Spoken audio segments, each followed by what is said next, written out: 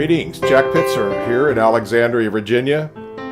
Quite an honor to have been chosen by your peers as a Lifetime Achievement winner for the American Agricultural Editors Association. Certainly it's thrilling, humbling, and I think the neatest part about our profession and those of us who've been in it for a long time is the role that American agricultural journalists have played for American agriculture and out there on the farms and in the country all across our nation. It's an honor to be a part of that team and be a part of that.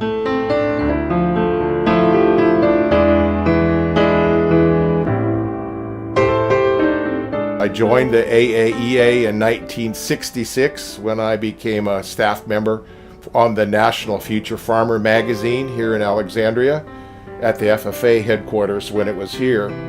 I worked with Wilson Carnes, who was the editor and one of the first and earliest Lifetime Achievement recipients of this organization.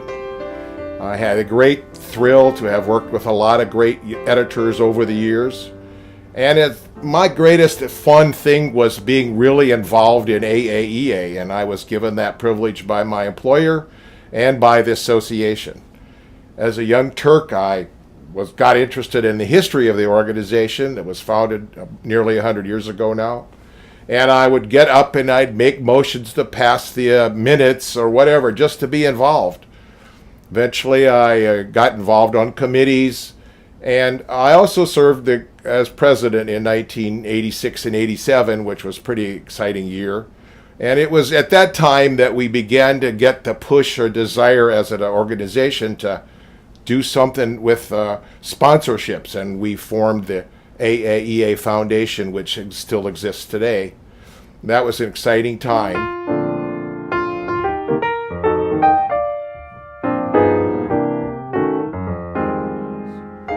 My family and I, my wife Pat and my three boys Mike and Mark and Matt, used to go to the summer meetings. And if you talk to my boys, they still tell you about getting to have all the soft drinks they wanted on those farm tours that we used to take. And how could you deny the thrill and joy of being allowed to go meet a president of the United States and secretaries of agriculture, meet in the Rose Garden, and work together for things like we had here in Washington for the spring conferences when we used to come and visit the Congress and the USDA.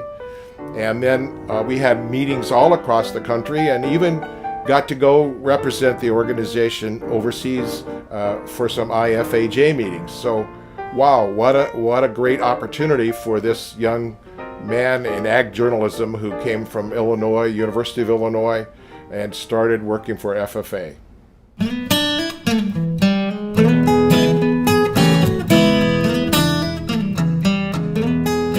Another great fun thing that happened to me personally, everybody probably knows that I sing in a barbershop singing organization. Well, years ago we had a fundraiser, a foundation auction. And unbeknownst to me, some of my buddies, probably out there right now, decided, well, we're going to get Jack on this one. So they volunteered. We think Pitzer ought to sing a song. We've been hearing about barbershopping all these years.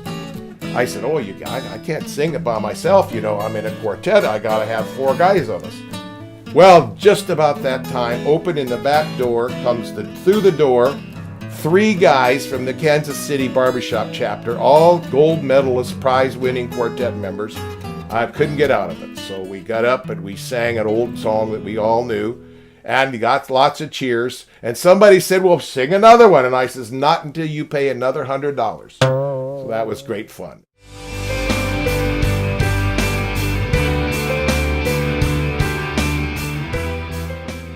Finally, if I were going to give a little legacy speech or talk or encouragement to current members of AAEA, let's keep reaching back and building on the great traditions of AAEA and agriculture journalists and in our country.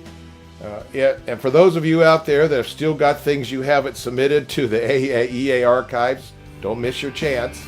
Get those boxes out of your basement or out of your office storage area and send them to us so that they can be used to record and keep track of the great milestones of American agriculture through American agricultural journalists. Thanks, Amal.